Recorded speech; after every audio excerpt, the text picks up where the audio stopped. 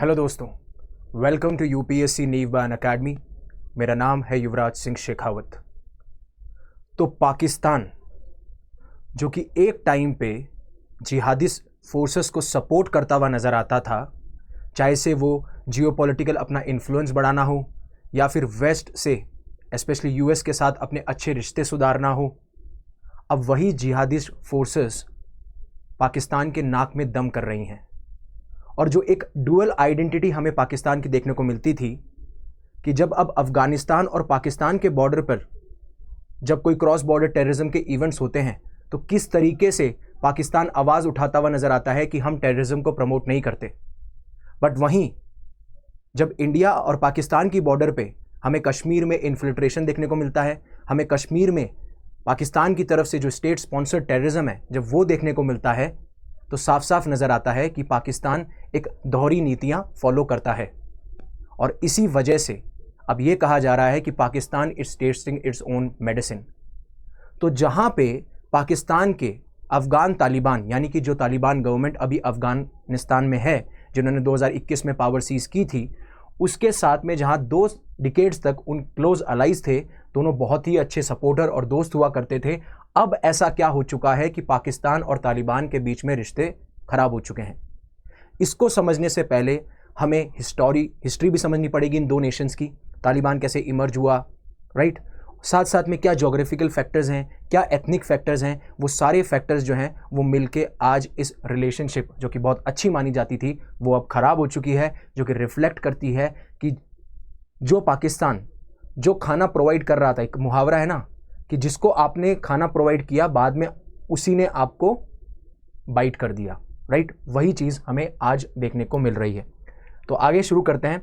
तो मैंने आपको बोला कि जब तालिबान ने 2021 में कंट्रोल लिया अफगानिस्तान का या फिर काबुल में अपनी जब गवर्नमेंट फॉर्म करी, तो जो पाकिस्तान के इंटीरियर मिनिस्टर थे शेख राशिद अहमद, वो बहुत खुशी महसूस कर रहे थे, वो बहुत सेलिब्रेट कर रहे थे, वो बहुत जुबिलेंट थे कि अब हम एक नया ब्लॉक बनाएंगे और साथ साथ में जो हम एलीज रहे हैं, हम एक दूसरे का सपोर्ट करते हुए ग्लोबली लेवल पे एक सिग्निफिकेंट पावर इमर्ज होके आएंगे, राइट, ये बात कहते हुए नजर आते हैं। और उस टाइम के जो पाकिस्तान के प्राइम मिनिस्टर थे इमरान खान, वो तो साफ साफ ये भी कह देते हैं कि तालिबान ने जो अभी टेक ओवर किया है अफगानिस्तान के अंदर, वो जो एक स्लेवरी की बेड़ियां थी उन्होंने तोड़ा है, राइट। अब आपको भी पता है कि फॉर्मर अफगान प्रेसिडेंट हामिद करजाई भी साफ साफ कहते रहते हैं कि जो रिलेशनशिप हम दोनों नेशन के बीच में है वो इनसेपरेबल ब्रदर्स की तरह है, मतलब ऐसे भाई जो कभी अलग ही नहीं हो सकते। ये सारी चीज़ें वे कहते हुए नजर आते हैं। और अफगानिस्तान एक बहुत की ट्रेडिंग पार्टनर भी पाकिस्तान का रहा है। तो जब 2021 में सरकार आई तब पाकिस्तान के अंदर जो पॉलिटिकल लीडर्स थे वो भी खुश हुए, इमरान खान ने भी कमेंट दिया, और जो फॉर्मर आपके प्रेसिडेंट थे हामिद करजाई अफगानिस्तान के, वो भी इनसेपरेबल ब्रदर्स कहते हुए नजर आते हैं, की ट्रेडिंग पार्टनर हैं। तो ऐसे क्या इश्यूज हुए जिसकी वजह से आज इतने खराब और बद से बदतर रिलेशनशिप हो चुके हैं अफगानिस्तान और पाकिस्तान के बीच में, राइट। आप देख सकते हो पाकिस्तान ने रिसेंटली अभी एक एयर स्ट्राइक भी कराई थी अफगानिस्तान में, जहां पे 46 लोगों की मौत हो गई, और तालिबान ने साफ साफ कहा कि हम रिटेलिएट करेंगे, हम इसका जवाब मुंह तोड़ देंगे, राइट। और उसके बाद में पाकिस्तान की मिलिट्री ये भी एलिगेशन लगाती हुई नजर आती हैं कि जो अफगानिस्तान बेस्ड मिलिटेंट्स हैं वो क्रॉस बॉर्डर अटैक्स करा रहे हैं। तो तब कहाँ पाकिस्तान था या पाकिस्तान की मिलिट्री थी जब वो इंडिया और पाकिस्तान के बॉर्डर पे ऐसी एक्टिविटीज़ को प्रमोट या फिर स्पॉन्सर करते हुए नजर आते थे। और उसी बीच में आपने एक न्यूज़ देखी होगी कि 15,000 तालिबान फाइटर्स जो हैं वो पाकिस्तान बॉर्डर पर मार्च कर चुके हैं। तो क्यों तालिबान के साथ में ऐसे रिश्ते खराब हुए, क्या ऐसा पाकिस्तान ने किया, इन सब के बारे में हम बात करने वाले हैं। मैं आपको कंटेक्स्ट पूरा डिस्कस कर चुका हूं अच्छे से कि कैसे वो अच्छे दोस्त थे, फिर उसके बाद में अभी सिचुएशन क्या है, लेकिन इनका फैक्टर्स है, ज्योग्राफिकल फैक्टर्स, हिस्टोरिकल फैक्टर्स, इन सब पे इसका राज छुपा हुआ है। उससे पहले अगर आप अपनी यूपीएससी की तैयारी को अफोर्डेबल बनाना चाहते हो तो अनअकैडमी आपके लिए लेके आया फ्लैट 55% ऑफ, जो कि आप अवेल कर सकते हो 23,999 में। हम एकदम सच्ची बात बोलते हैं, हमने 70% सिलेक्शन दिए हैं 2023 में, not misleading you like the other coaching institutes are doing. साथ साथ में अश्योर्ड सक्सेस, इसका मतलब ये है कि अगर आप कोई भी सब्सक्रिप्शन जो कि 18 महीने या 24 महीने का लेते हैं तो उस पर आपको फ्लैट 55% ऑफ तो मिलेगा ही। साथ साथ में अगर आप मान लीजिए 2025 की तैयारी कर रहे हैं और 2026 में अटेम्प्ट देते हैं और 2026 में आपका सिलेक्शन किसी कारणवश नहीं होता है तो 1 साल का फ्री एक्सटेंशन हम आपको देंगे, वो हमारे बेसिस पे है, लेकिन उसकी कुछ एलिजिबिलिटीज़ हैं, जैसे कि आपको एडमिट कार्ड एक टाइम पे जो शेड्यूल टाइम होगा तब तक सबमिट कराना पड़ेगा। आप 2026 में अनफॉर्चुनेटली अगर आपका नहीं निकलता है तो वो भी चीज़ है। साथ साथ में आपको 400 घंटे जो ऐप पे वो बिताने पड़ेंगे, आपको वॉच टाइम रखना पड़ेगा, 25 प्रीलिम्स टेस्ट लाइव देने पड़ेंगे, 15 मेंस टेस्ट लाइव देने पड़ेंगे। ये कुछ एलिजिबिलिटी क्राइटेरियाज हैं, तब हम आपको फ्री एक्सटेंशन दे पाएंगे। और अभी अनअकैडमी करवा रहा है अपनी लास्ट स्कॉलरशिप टेस्ट जो कि 29 दिसंबर को होने वाला है, जिसमें आप एनरोल कर सकते हैं, आप मोबाइल जीत सकते हैं, आप लैपटॉप जीत सकते हैं, आप गिफ्ट वाउचर्स जीत सकते हैं और 90% स्कॉलरशिप तक भी जीत सकते हैं। तो अब शुरू करते हैं। हमको समझ में आ गया कि किस तरीके से अफगानिस्तान और तालिबान के जो दो दशकों से रिश्ते अच्छे थे वो अब खराब हो रहे हैं। कंटेक्स्ट जब तालिबान की सरकार आती है तो कैसे जो अफगानिस्तान की तरफ से और जो आपकी पाकिस्तान की तरफ से जो पॉलिटिकल लीडर्स हैं वो उसको सेलिब्रेट करते हुए नजर आते हैं। और दूसरा, अब जो कंटेक्स्ट मैंने बताया कैसे एयर स्ट्राइक्स हुई, कैसे तालिबानी फाइटर्स मार्च कर रहे हैं, तो आप पहले देखिए, ये इंडिया है, ये पाकिस्तान है और ये अफगानिस्तान है। अफगानिस्तान और पाकिस्तान की बॉर्डर है एक ड्यूरेंट लाइन। ड्यूरेंट लाइन इनको सेपरेट करती है, जो कि 1893 में जो कॉलोनियल पावर्स थी उन्होंने थोपी थी, राइट। उन्होंने ये बाउंड्री बनाई थी, क्या, अफगानिस्तान और पाकिस्तान के बीच में। यहां तक आपको लोकेशन समझ में आई। अब और थोड़ा डीप में जाते हैं। तो मैंने बताया कि यहाँ अफगानिस्तान, ये पाकिस्तान, ये ड्यूरेंट लाइन जो कि कॉलोनियल पावर्स ने यहाँ पे इंपोज की थी, यहाँ पे थोपी थी। और आप पे कुछ प्रोविंस देख पा रहे होंगे, ध्यान रखिएगा, इन प्रोविंस का बहुत बड़ा रोल है। एक है बलोचिस्तान और ये है खैबर पख्तूनवा।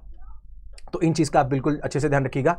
अब हम बात कर लेते हैं एथनिसिटीज़ का, कि अफगानिस्तान और पाकिस्तान में कौन कौन सी एथनिक कम्युनिटीज़ रहती हैं। तो यहाँ पे सबसे ज़्यादा जो हमें फोकस करना है वो हमें करना है पश्तून कम्युनिटी पे। तो आप देख पाएंगे कि जो ये ड्यूरेंट लाइन है जो पाकिस्तान और अफगानिस्तान के बॉर्डर्स को सेपरेट कर रही है, तो अफगानिस्तान की तरफ भी आपको पश्तून कम्युनिटीज़ मिलेगी और पाकिस्तान की तरफ भी आपको पश्तून कम्युनिटीज़ मिलेंगी। इन सारी चीज़ों को आप दिमाग में रखिएगा क्योंकि एंड में ये सारी चीज़ें कनेक्ट होने वाली हैं, ठीक है। तो अब जब तालिबान सरकार में आती है तो अफगानिस्तान, ठीक है, what rise of Taliban means for Pakistan, जब 2021 में सरकार आती, तो अब हिस्टोरिकल बैकग्राउंड डिस्कस करने का मकसद है। पहला चीज़ है कि आज क्या इशू है वो आपको हिस्ट्री में मिलेगा। ज्योग्राफी मैंने आपको बताया, ड्यूरेंट लाइन डिस्प्यूट। तो अफगानिस्तान जो है, जैसे पाकिस्तान ने तो ये पूरी बॉर्डर फेंस कर रखी है, बट अफगानिस्तान जो बॉर्डर 1893 में कॉलोनियल पावर्स ने इंपोज की थी, जो थोपी थी, उसको वो एक्सेप्ट नहीं करता, राइट। वो उसको मानने से मना कर देता है कि इसमें हमारे जो कंसेंट था वो नहीं लिया गया, या फिर हम इसको नहीं मानते हैं। क्यों? क्योंकि ये जो लाइन है ये पश्तून पॉपुलेशन को डिवाइड करती है। आप देख सकते हैं ड्यूरेंट लाइन जो है, यहाँ पे भी पश्तून पॉपुलेशन, यहाँ भी पश्तून पॉपुलेशन है। इसलिए अफगानिस्तान जो बैक पावर्स हैं या अफगानिस्तान जो गवर्नमेंट है वो इस चीज़ को कभी भी एक्सेप्ट नहीं करती थी। और सेम अब ये चीज़ तालिबान भी नहीं कर रहा है एक्सेप्ट, राइट। जब पाकिस्तान का क्रिएशन हुआ था 1947 में, तब ये सारी चीज़ें करी गई थी।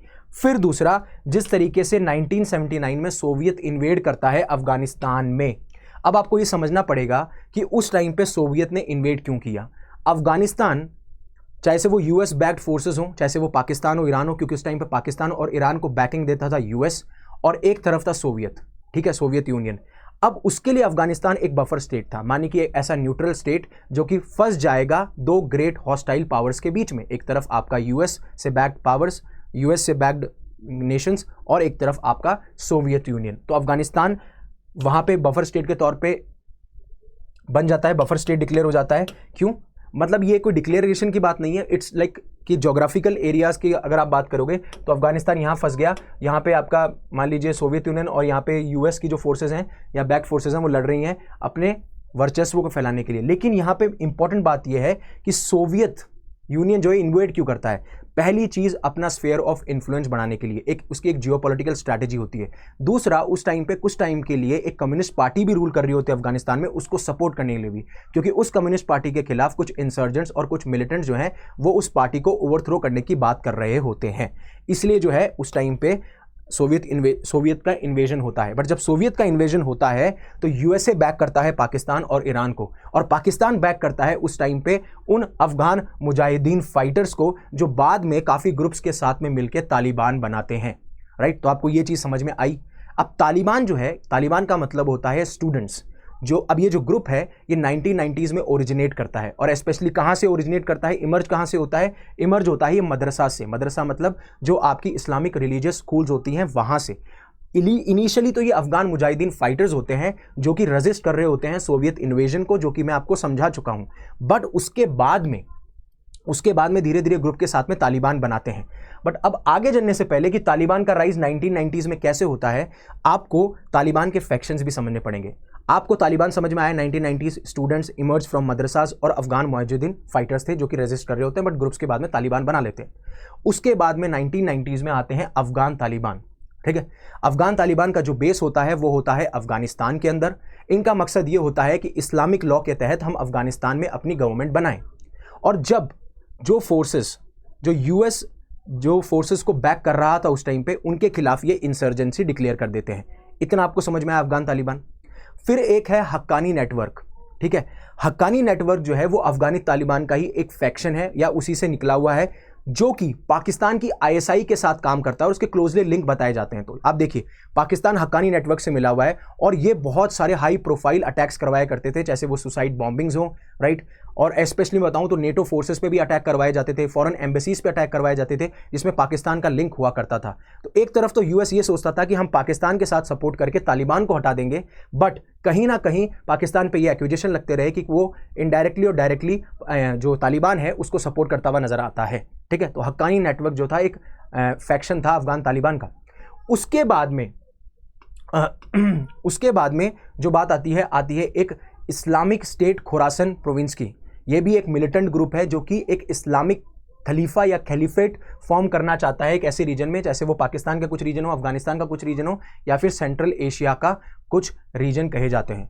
बट सबसे मोर इंपॉर्टेंट जो है वो मैं बात करता हूं तहरीके तालिबान पाकिस्तान की, जो कि 2007 में, राइट, 2007 में अफगान तालिबान का ही एक ऑफशूट होता है, जो कि पाकिस्तान के जो प्रोविंसेस हैं, जो मैंने आपको बताया था खैबर पख्तूनवा और बलूचिस्तान, वहां पे अपने आप को डेवलप करने लग जाता है। ये ज़्यादातर इंस्पायर्ड होते हैं किससे, अफगान तालिबान से, और ये चाहते हैं कि पाकिस्तान में वैसी ही सरकार बनाई जाए जैसे अफगानिस्तान में अफगान तालिबान ने बनाई है। तो आपको कनेक्शन समझ में आ रहा होगा जो मैं कहने की कोशिश कर रहा हूं।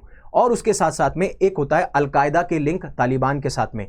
ठीक है, तो ये आपको चीज समझनी पड़ेगी। तो पाकिस्तान ने तालिबान की फर्स्ट रिजीम को सपोर्ट किया अराउंड 1996-2013।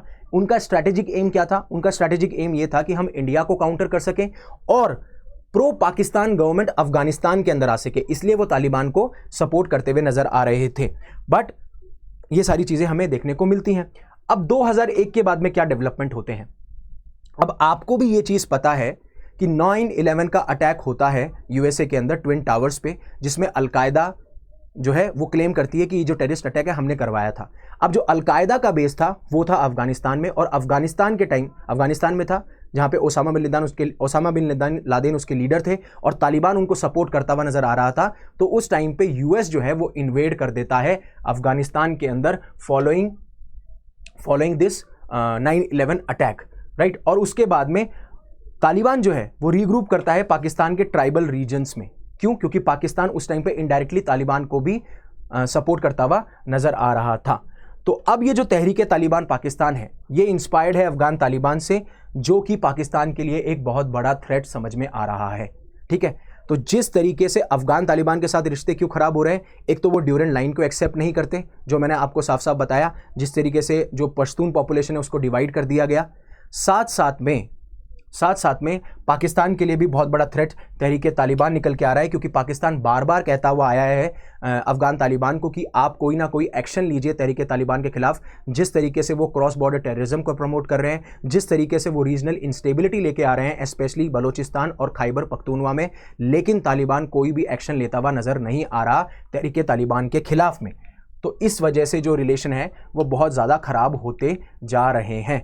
देख लीजिए आप, Pakistan trouble ties with Taliban, ये काफ़ी आर्टिकल्स बाहर निकल के आए। अब हुआ क्या है, तालिबान जब से पावर में आया है तो पाकिस्तान के अंदर जो टेररिस्ट अटैक हैं वो अराउंड 56% बढ़ चुके हैं। क्यों?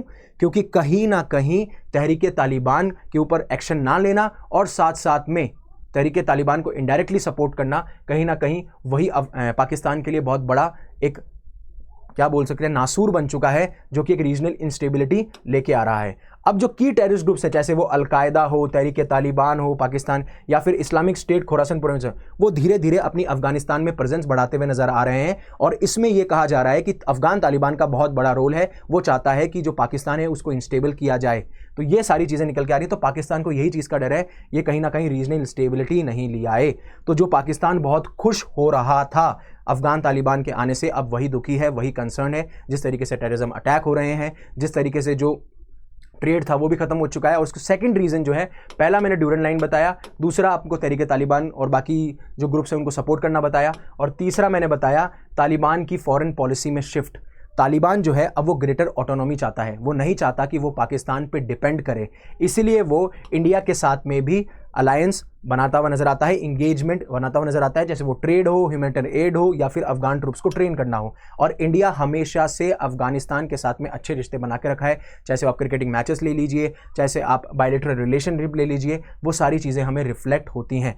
तो जो पाकिस्तान की पॉलिसी थी कि जियोपॉलिटिकल रीजंस की वजह से या स्ट्रैटेजिक रीजंस की वजह से इस रीजन में मेरा इन्फ्लुएंस बढ़े या फिर मैं इंडिया को काउंटर कर पाऊँ, वो उसके अगेंस्ट है, इसलिए भी पाकिस्तान थोड़ा बौखलाया हुआ है। और इंपॉर्टेंट बात है कि जो ईरान का चाबोर पोर्ट है उसमें भी तालिबान, ये जो अफगानिस्तान में भी गवर्नमेंट है, वो हमारा सपोर्ट करते हुए नजर आती है, जो कि पाकिस्तान के ग्वादर पोर्ट से एक राइवलरी आपकी चलती है। अब आपको समझना पड़ेगा, इसी इंटेंट की वजह से पाकिस्तान के जो इंटरेस्ट है वो हर्ट हो रहे हैं। अब जो चाबार पोर्ट है वो ईरान के अंदर है, यहां पे हमारा मकसद ये था, हमने जो चाबार पोर्ट बनाया, हमारा मकसद ये था कि हम सेंट्रल एशिया में अपना, सेंट्रल एशियन कंट्री के साथ में अपने रिलेशन भी स्ट्रेंथन कर सके, साथ साथ में हम ट्रेड भी यहाँ पे फैला सके। और जो ग्वादर है वो सीपैक, जो चाइना पाकिस्तान इकोनॉमिक कॉरिडोर, जो कि एक बहुत ही इंपॉर्टेंट कंपोनेंट है belt and road initiative of China का, वहां पे ग्वादर पोर्ट एक बहुत की कंपोनेंट है, जो कि हमारी कहीं ना कहीं जो इंडिया के सिक्योरिटी इंटरेस्ट थे उसको थ्रेट करता हुआ नजर आ रहा था। बट अगर इन पाकिस्तान के प्रोविंस में, जो कि बलूचिस्तान प्रोविंस है, ये बलूचिस्तान में है, अगर यहाँ पे रीजनल इंस्टेबिलिटी रहेगी बिकॉज ऑफ तहरीक तालिबान, जिस तरीके से वो टेररिस्ट एक्टिविटीज कंडक्ट करता हुआ नजर आ रहा है, तो चाइना से भी पाकिस्तान के ऊपर प्रेशर आएगा, तो हर तरफ से पाकिस्तान घिर जाएगा। क्योंकि अभी पाकिस्तान को यूएसए भी बैक नहीं कर रहा, क्योंकि अब यूएसए पाकिस्तान को एक बहुत इंपॉर्टेंट प्रोमिनेंट प्लेयर नहीं मानता। और आपको पता है यूएस सिचुएशन के हिसाब से अपने प्लेयर चेंज करता है। क्यों इस टाइम पे चेंज कर रहा था?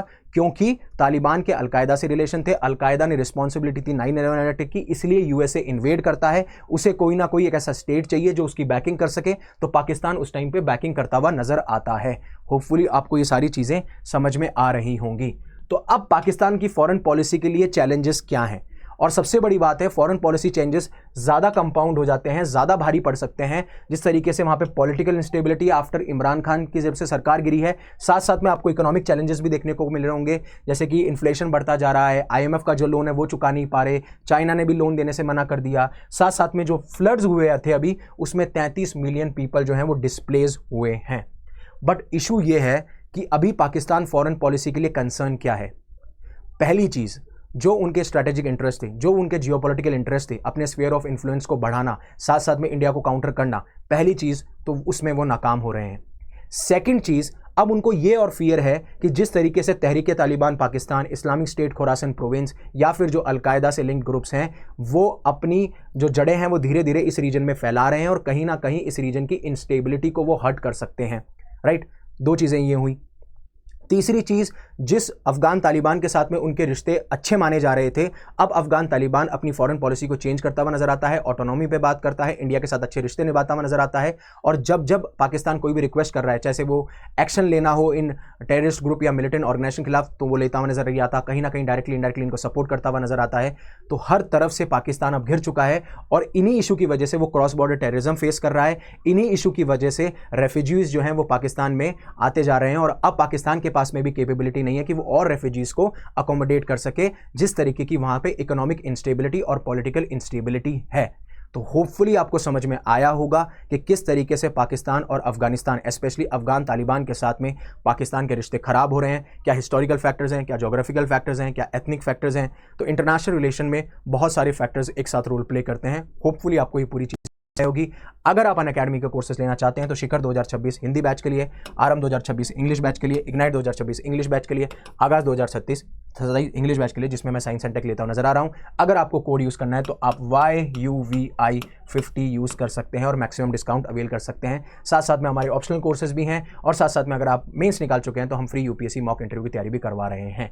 सो thank you very much for giving me your precious time listening to me, right. Hopefully आपको समझ में आया होगा कि किस तरीके से जो 2 दशकों की दोस्ती थी पाकिस्तान और अफगान तालिबान के बीच में, वो अब एक तरीके से नासूर बन चुकी है पाकिस्तान के लिए, अफगान तालिबान। और क्या कंटेक्स्ट था कि जब 2021 में तालिबान पावर सीज करता है तो उसके बाद में किस तरीके से रिएक्शंस आ रहे थे दोनों देश के पॉलिटिकल लीडर्स की तरफ से, और अब किस तरीके से एयर स्ट्राइक्स हुई, फिर उसके बाद में तालिबान के जो फाइटर्स हैं वो मार्च कर रहे हैं। ये पूरा कंटेक्स्ट था और उस कंटेक्स्ट में हमने डिस्कस किए ज्योग्राफिकल फैक्टर्स, हिस्टोरिकल फैक्टर्स, और किस तरीके से जो पाकिस्तान है वो अपना कंट्रोल लूज करता हुआ नजर आ रहा है अफगानिस्तान के अंदर। So again thank you very much for giving me your precious time. Stay safe, stay happy, शब खैर।